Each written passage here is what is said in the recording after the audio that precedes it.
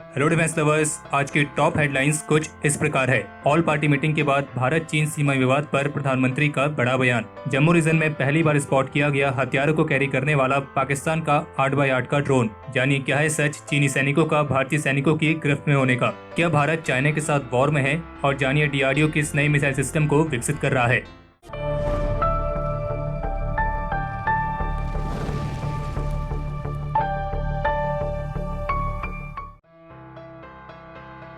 भारत चीन सीमा विवाद को लेकर कल प्राइम मिनिस्टर नरेंद्र मोदी की अध्यक्षता में जो ऑल पार्टी मीटिंग आयोजित की गई थी, इस मीटिंग में पीएम मोदी ने इस बात को ऑब्जर्व किया है कि ना वहाँ कोई हमारी सीमा में घुसा हुआ है और न ही हमारी कोई पोस्ट किसी दूसरे के कब्जे में है। और हाँ, लद्दाख की गलवान घाटी में हमारे 20 वीर जवान वीर गति को प्राप्त हुए हैं, लेकिन जिन्होंने भारत माता की तरफ आंख उठाकर देखा था उन्हें वे सबक सिखाकर गए हैं। और उनका ये भी कहना था कि नए बने हुए इंफ्रास्ट्रक्चर्स की वजह से और खास करके एलएसी में अब हमारी पेट्रोलिंग की कैपेसिटी बढ़ गई है और पेट्रोलिंग बढ़ने की वजह से अब सतर्कता भी बढ़ गई है और एलएसी पर हो रही गतिविधियों के बारे में हमें समय पर पता चलता है। और जिन क्षेत्रों पर पहले नजर नहीं रखी जा सकती थी, अब वहाँ पे हमारे जवान अच्छी तरीके से मॉनिटर कर पा रहे हैं और उसी के अनुसार वे रिस्पॉन्ड भी कर रहे हैं। और अब तक जिनको कोई पूछता नहीं था, कोई रोकता टोकता नहीं था, अब हमारे जवान डगर डगर पर उन्हें रोकते हैं, टोकते हैं, तो इससे तनाव बढ़ता है। और यहाँ पे पीएम मोदी ने बात की है चाइना की, और प्रधानमंत्री का ये भी कहना है कि भारत शांति और मित्रता चाहता है, लेकिन संप्रभुता को बनाए रखना सबसे महत्वपूर्ण है और इंडियन आर्म फोर्सेस को सभी आवश्यक कदम उठाने के लिए फ्री हैंड दे दिए गए हैं। और इस मीटिंग में उन्होंने ये भी कहा है कि एलएसी में चीन द्वारा उठाए गए कदमों से पूरा देश आहत है और गुस्से में है, लेकिन इस मीटिंग में उन्होंने लीडर्स को आश्वासन दिया है कि हमारी आर्म फोर्सेस देश की रक्षा करने में कोई भी कसर नहीं छोड़ रही है और जल थल नभ इन तीनों के माध्यम से तैनाती और जवाबी कार्रवाई की जाएगी और राष्ट्रीय सुरक्षा के हित के लिए सारे जरूरी कदम उठाए जा रहे हैं। और साथ ही सीमा क्षेत्रों पर इंफ्रास्ट्रक्चर का जो भी निर्माण कार्य है वो तेजी के साथ जारी रहेगा और ऐसा करके हम अपने बॉर्डर्स को सिक्योर कर रहे हैं। और इस मीटिंग में प्रधानमंत्री नरेंद्र मोदी की तरफ से ये स्पष्ट किया गया है कि जो भी हमारी जमीन को पार करने की कोशिश करेगा उसे हमारे वीर जवानों द्वारा एक उचित जवाब दिया जाएगा। और ऑल पार्टी मीटिंग की स्टेटमेंट जारी होने के बाद फिर कई लोग प्रधानमंत्री नरेंद्र मोदी की बात से सहमत हुए थे और कई नहीं भी हुए थे। और खास करके वे उस स्टेटमेंट पर सहमत नहीं हुए हैं जिसमें यह कहा गया है कि हमारी सीमा में कोई भी नहीं घुसा है और न ही हमारी कोई पोस्ट किसी दूसरे के कब्जे में है। बाकी आप हमें कमेंट सेक्शन में लिख के जरूर बताइए कि आप इसमें से कौन कौन सी स्टेटमेंट से पूरी तरीके से सहमत हैं। आज शनिवार को जम्मू कश्मीर में अंतर्राष्ट्रीय सीमा के पास कठुआ जिले में बीएसएफ द्वारा पाकिस्तानी ड्रोन को शॉट किया गया है, जो कि सोफिस्टिकेटेड राइफल्स और कुछ ग्रेनेड्स के साथ लोडेड था। और जम्मू रीजन में ड्रोन्स के द्वारा हथियार और एक्सप्लोजिव्स को कैरी किए जाने का ये पहला मामला सामने आया है और ये साफ तौर पर पाकिस्तान की उन नाकाम कोशिशों को दर्शाता है जिसके जरिए पाकिस्तान यूनियन टेरिटरी जम्मू कश्मीर में हथियारों की स्मगलिंग करने की कोशिश में है। और ये 8x8 का ड्रोन है जिसे बीएसएफ पार्टी ने रटवा जिले के पास आसमान में उड़ान भरते हुए देखा था और फिर इस ड्रोन को शॉट करने के लिए बीएसएफ पर्सनल द्वारा करीब 9 राउंड फायर किए गए थे और जिसके बाद ये ड्रोन भारतीय क्षेत्र में 250 मीटर अंदर आकर गिरा है। और इस ड्रोन से highly sophisticated rifle, 2 magazines, 60 round और 7 ग्रेनेड बरामद हुए हैं, जो कि सीधी सी बात है कि पाकिस्तानी एजेंट्स को डिलीवर किए जाने थे। और इस ड्रोन द्वारा जिस राइफल को कैरी किया जा रहा था वो यूएस मेड M4 राइफल है। और वहीं आज जम्मू कश्मीर के रामपुर सेक्टर में पाकिस्तान द्वारा सीज फायर का फिर से उल्लंघन किया गया है, जिसमें भारत के 4 सिविलियंस के घायल होने की भी खबर है और इंडियन आर्मी की तरफ से इसका उचित जवाब दिया जा रहा है। और वहीं आज जम्मू कश्मीर के सोफियान जिले में जम्मू कश्मीर पुलिस के इनपुट के आधार पर एक और फ्रेश ज्वाइंट ऑपरेशन लॉन्च किया गया था, जिसमें अभी तक करीब 2 से 3 आतंकियों के पकड़े जाने की खबर है। और जम्मू कश्मीर के सोफियान में पिछले 3 सप्ताह में ये छठा एनकाउंटर है जिसमें अभी तक करीब 20 आतंकी मार गिराए गए हैं।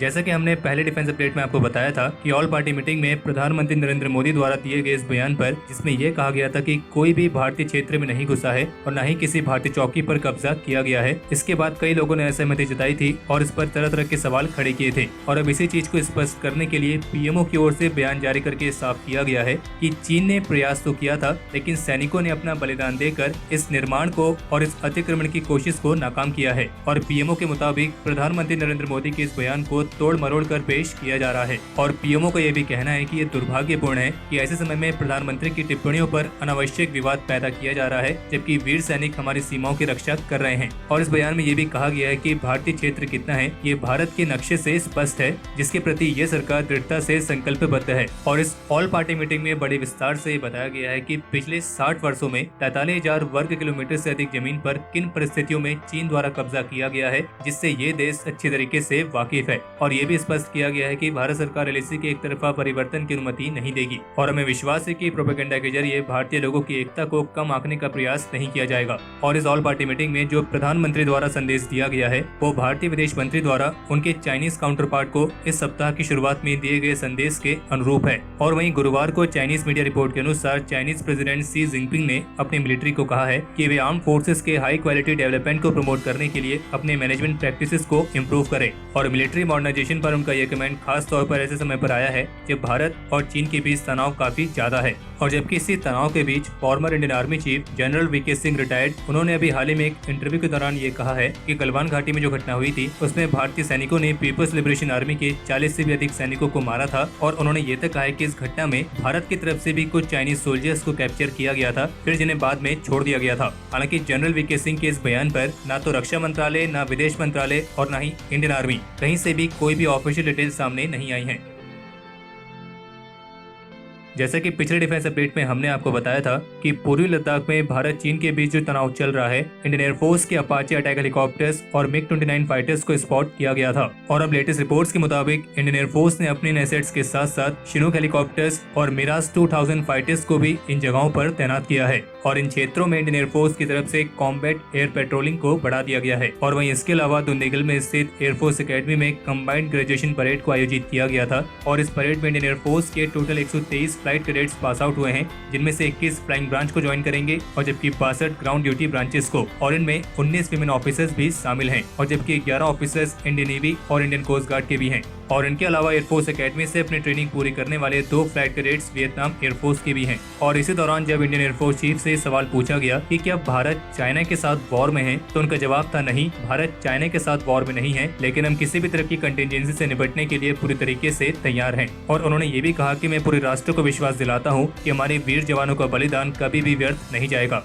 और इसी बीच इंडिया टुडे की तरफ से भी एक रिपोर्ट जारी करके बताया गया है कि 15 जून की हिंसक झड़प वाली घटना के बावजूद भी आर्मी इंजीनियर्स की यूनिट ने पूर्वी लद्दाख में गलवान नदी के पास 60 मीटर लंबे एक महत्वपूर्ण पुल के निर्माण कार्य को पूरा कर लिया है। और इस पुल के निर्माण कार्य को रोकने के लिए चाइना की तरफ से कई तरह की कोशिशें की गई थी और आर्मी के इंजीनियर्स को इस निर्माण कार्य को किसी भी कीमत पर पूरा करने का निर्देश मिला था। और इसलिए इतने भारी तनाव के बीच भी इसके निर्माण कार्य को आर्मी इंजीनियर्स ने पूरा कर लिया है। और इस रिपोर्ट में ये भी कहा गया है कि आर्मी के इसी ढांचे को लेकर गलवान घाटी में दोनों देशों के बीच तनाव भी बढ़ा है, लेकिन इसके बाद भी इस पुल का निर्माण कार्य किया गया है और आर्मी ने बकायदा 2 घंटे तक वाहनों के जरिए इस पुल का टेस्ट भी कर लिया है। और इस पुल की मदद से इंडियन आर्मी को एलएसी पर पहुंचना काफी आसान हो जाएगा। और सीमा क्षेत्र पर भारत के 2 महत्वपूर्ण बुनियादी ढांचे में से एक यह पुल अब बनकर पूरी तरह तैयार है और अब चीन पर निगरानी रखने में काफी मददगार साबित होगा। और टॉप सोर्सेज के मुताबिक इस पुल की एक्चुअल पोजीशन शोक नदी के काफी करीब है और ये नॉर्थ साउथ में गलवान मीटिंग पॉइंट के अलाइंड है, जो कि डीबीओ यानी कि दौलत बैग ओल्डी को जोड़ती है। और ये पुल पेट्रोलिंग पॉइंट 14 के ट्रैक मूविंग के बीच में नहीं आता है। टाइम्स ऑफ इंडिया की रिपोर्ट के अनुसार कालापुर में स्थित एक फैक्ट्री से 80 लाख रुपए तक की कीमत वाले इंडियन नेवी सबमरीन शाफ्ट के 2 वाल्व को चुराया गया है। और ये चोरी तब हुई जब ये फैक्ट्री बंद थी और जो ये शाफ्ट है ये लॉकडाउन से पहले मजगांव डॉक द्वारा सर्विसिंग के लिए सेंड किए गए थे। और इसके अलावा कुछ ऐसी भी रिपोर्ट्स हैं कि DRDO Astra beyond visual range air to air missile के आधार पर एक vertical launch short range surface to air missile पर भी काम कर रही है। और इस प्रोग्राम में दिलचस्पी रखने वाले सभी पार्टीज के लिए डीआरडीओ की तरफ से टेंडर डॉक्यूमेंट को भी जारी किया गया है। और ऐसी रिपोर्ट्स हैं कि इस vertical launch short range surface to air missile को 2 अलग-अलग वेरिएंट्स में बनाया जाएगा, एक इंडियन एयरफोर्स के लिए और एक इंडियन नेवी के लिए। और इसमें ऑल वेदर ऑटोनोमस कैपेबिलिटीज के साथ साथ लॉक ऑन बिफोर लॉन्च और लॉक ऑन आफ्टर लॉन्च के लिए क्विक 360 डिग्री लॉन्च कैपेबिलिटीज भी शामिल होंगी।